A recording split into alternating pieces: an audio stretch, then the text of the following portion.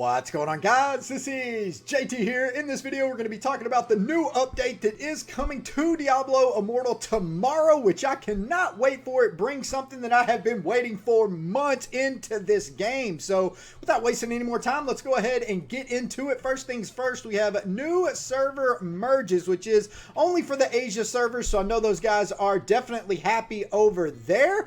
We also on February 22nd. So that is not with this update. It is going to be coming soon. It's just letting us know about it.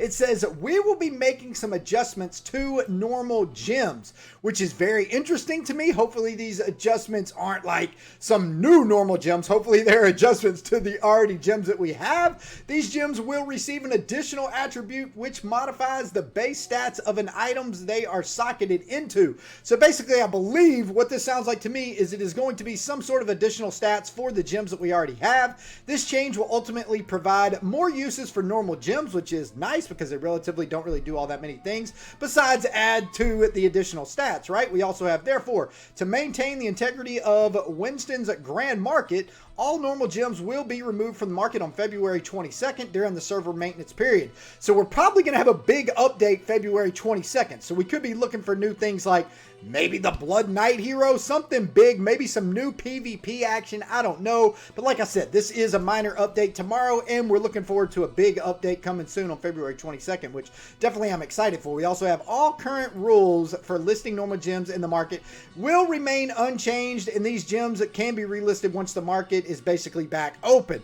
Okay, no big deal. So one thing I wish that they would do is change the price of normal gems and also just legendary gems as well. Allow us to price things for a higher price if need be. I don't know. I feel like certain normal gems would definitely sell for more than 400 platinum a piece, which would then allow, I don't know, free-to-play players to be able to collect more platinum all in all if they get more platinum for their normal gems. I know on my server, it is very hard to snatch up normal gems. I'm constantly buying them along with many other people. It's basically a competition to snatch the normal gems up. So we also have, additionally, we'll be modifying here at Hidden Layers to provide players with additional ways to obtain tradable gems. Hidden Layers are a great place to get gems in general, so looks like they're going to be updating Hidden Layers as well. All right, so let's get into the codex. We have feature updates. We have a limited time event. We also have the Season 10 Battle Pass. We have the Void Beyond cosmetic set, which looks like a badass set. Can't wait to show you guys. We also have bug fixes and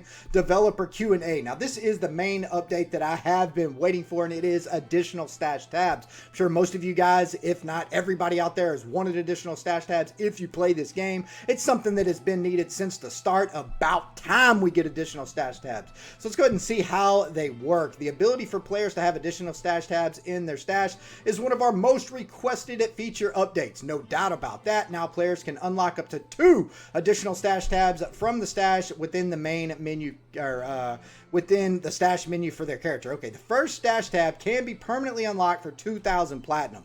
That is relatively easy to obtain for any single player. Just create a charm, sell it for 2,500 platinum. Boom, you have your first stash tab unlocked. The second tab can be unlocked while you have an active Boon of Plenty and will only provide additional stash storage space during this duration. If your Boon of Plenty expires, any items stored within the stash tab will remain there until you withdraw them. Additional items cannot be stored in the stash tab unless you have an additional or active Boon of Plenty. That makes plenty of sense. That's exactly how the marketplace works. Boon of Plenty gives you basically, it's $10 a month or $10 per every 30 days.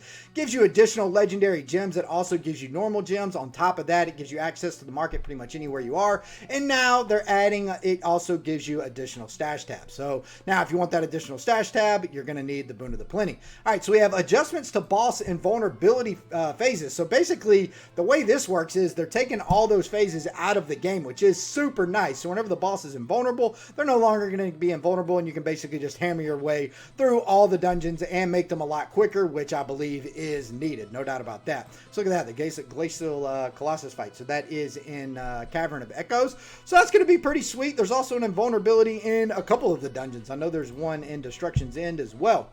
So let's see, we got, oh, this is actually a really nice update also. We have the Path of Blood rewards.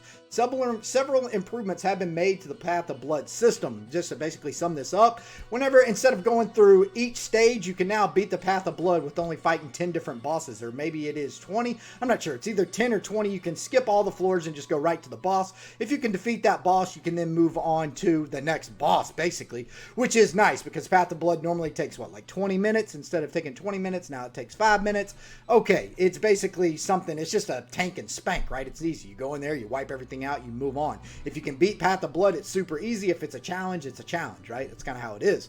So we have Hell difficulty notification. Even in a place like Sanctuary, reaching a new Hell difficulty level calls for a celebration. Now players unlock a congratulations screen whenever you beat a Hell difficulty. Okay, cool. We have auto follow party members. So now, basically like World of Warcraft, you click /follow, boom, you're following a...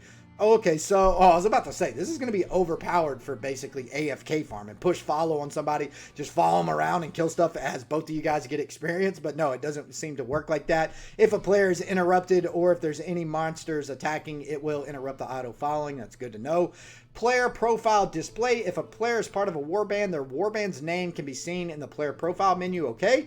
Combat rating visibility. That's pretty cool. Combat rating is important in Diablo Immortal, so to aid players easily in accessing their combat rating, we have moved this statistic to a higher location. All right, with the attribution. Okay, cool. Bounty rewards increase. Oh, that's beast. Any bounty that previously provided 1.2 times reward will now provide 5x the rewards. I wonder if that's right. Is it going to be 5 times the rewards? Because I know most bounties are basically, I think it's around 50,000 total experience. If that's 5x, that's going to be 250,000 experience per bounty, which is an insane amount, unless that means 1.5x. But I don't know, 5x seems like a lot. So that's going to be nice. What else do we got here? We got the limited time event. We also have the season 10 battle pass cosmetics. Looks like that's a wizard right there. I'm gonna go ahead and keep scrolling. We have the new Void Beyond cosmetic set. I already saw this. I thought it looked freaking sweet. Pretty cool. I mean, that's a badass cosmetic set. It's gonna be obviously 1,000 orbs just like the rest. Now I know they're working on the combat rating. The one thing they still need to fix in this game, in my opinion, is this. Like, nobody wants to scroll on their resonance gems like this. They need to put this back up here in the top right, because this is just relatively annoying, to be honest with you guys. Anyway, hope you guys are having a wonderful February, and I am out of here for now. Peace out, fellas.